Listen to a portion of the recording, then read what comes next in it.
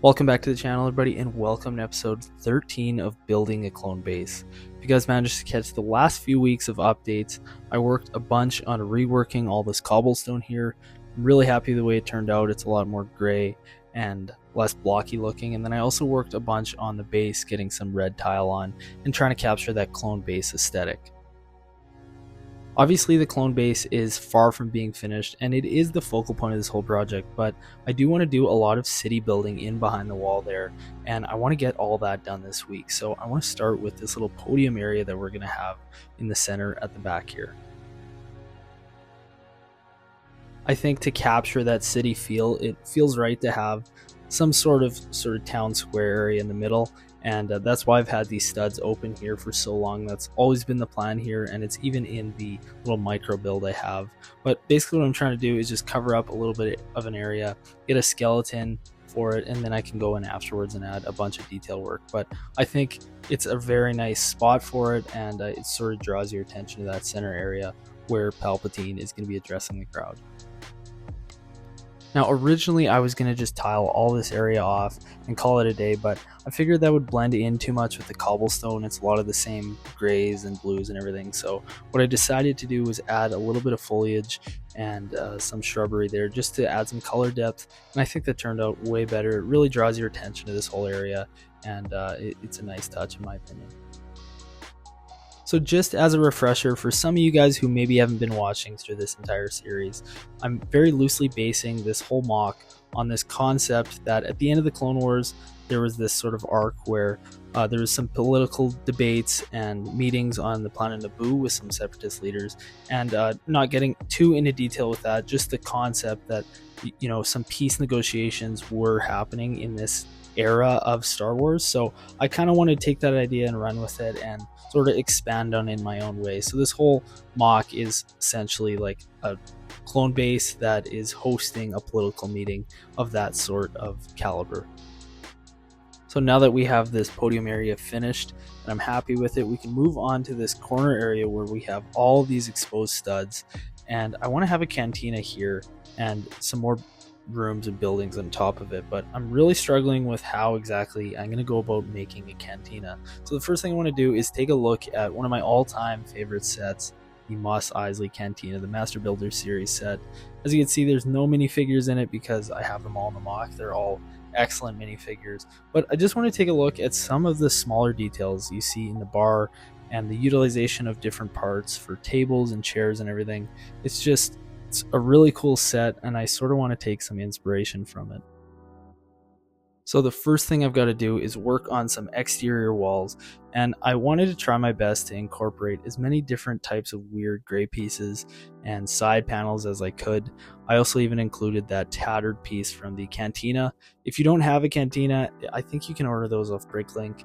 They're awesome to include in builds. They just add so much detail to everything.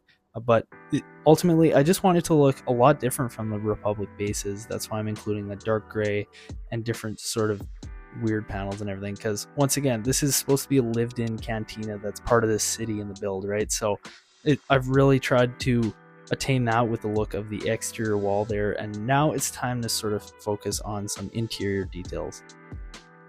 The first details are these two little tables here I'm going to put by the window, and of course you create some really cool little stories of guys cheersing and having some drinks and whatnot. And then of course you can't have a cantina in Star Wars without the Bith musicians, so we've got 3 of them there from the Mos Eisley Cantina. Obviously I built them a little stage in the back and some standing tables. Then I built a bar, and this is sort of a tap for some drinks. I thought it was a really cool usage of some gold pieces that I had in the collection. Then I just went ahead and tiled everything off in gray, and here's a look at the finished result of the cantina. The base level of this building, I think it looks really cool already. Of course, it's subject to change and placing minifigures in different places, but ultimately I'm really happy with it, and I'm excited to continue building up this building. But the next stage is getting a roof on here and figuring out lighting. So before I really build up the roof and the ceiling of this, I want to just test how the lights look. So I got a couple plates on there, and that's how some blue and red lights look.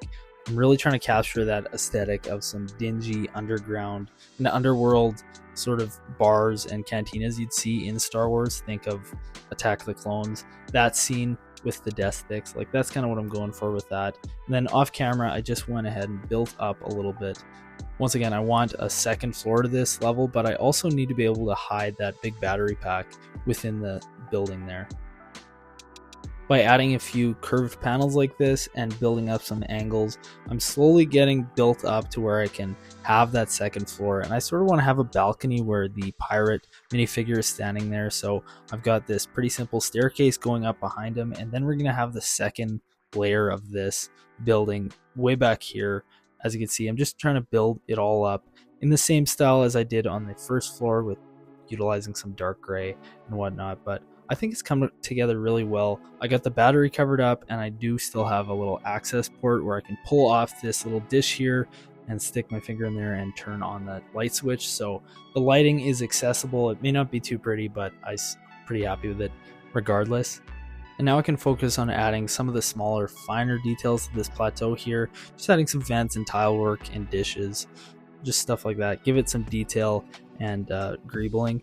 And then on the inside here is where I want to do some story development. So basically what I want to have is this being the headquarters of a crime syndicate that's sort of operating not only in the city but right out of this Cantina building. And I think that's sort of fitting that they, the sketchy sort of underground crime would operate out of a cantina. That's sort of what we see in Star Wars for the most part, but I'll show you guys more detail on that in a sec. The first priority was just finishing the structure of the base and getting everything complete. Here is a look at the finished Cantina building. I got the roof done, and this actually stands at 26 bricks tall, which is insane. It really took quite a while to build, and I really like the look of it. If we take a deeper look inside and look at some of the stories being told here, we can see in this second floor here, like I said, we got these criminals sort of doing some business, some thermal detonators and credits being exchanged, and then of course we got all those stories going on in the bottom where the cantina is. But I'm just really grateful I have the parts, and I'm able to create some of these stories because I think it really adds to the whole look and feel of the MOC. It really brings everything together in a nice way. The other thing is I want to expand the look and feel of the marketplace. So think of it as sort of like a farmer's market there in the square, and I came up with this very simple but good looking design for some market stands, and I built two of them, one in blue and gray and one in green and gray. And then I also had this sign. I didn't recognize the lettering. It might be from a Ninjago set, but I thought it sort of looked like Arabesh, so I slapped it on there along with that fish. And here's a look at the marketplace. I think that looks really cool. I might end up building one more of these to add even more to it, but that's something I can decide in later weeks. Now it's time for my favorite part of each weekly update, which is comparing the before and the after. Luckily, I remembered to take a picture of how it looked before. Obviously, we hadn't done any of the city building yet, so it looked pretty barren. And now here's the transformation. We got the podium, the cantina, and the marketplace all built up, and I couldn't be happier with the way this week turned out. Now, of course, these areas are all subject to change, but I think for the most part, they're pretty much finished up. So now all we've got to focus on is completing all the terrain work on the green areas of the MOC, and then I need to focus on finishing the base itself and getting that second layer built up. But that's pretty much going to be it. I want to work on Cutlaquane's farm and the terrain and do some odds and ends in the MOC, and then after that I'll be able to film the finale, which, if you guys remember, in the past I do a phased battle, so it'll be a lot different than your average walkthrough of a MOC finale. I'm going to include a lot of storytelling into that, and I'll get more into that in the coming weeks, but ultimately I'm really excited to just make that, and it's going to be a fun experience. Anyways guys, that's going to wrap up episode 13. I hope you enjoyed today's video, and I hope to see you in the next one. Peace.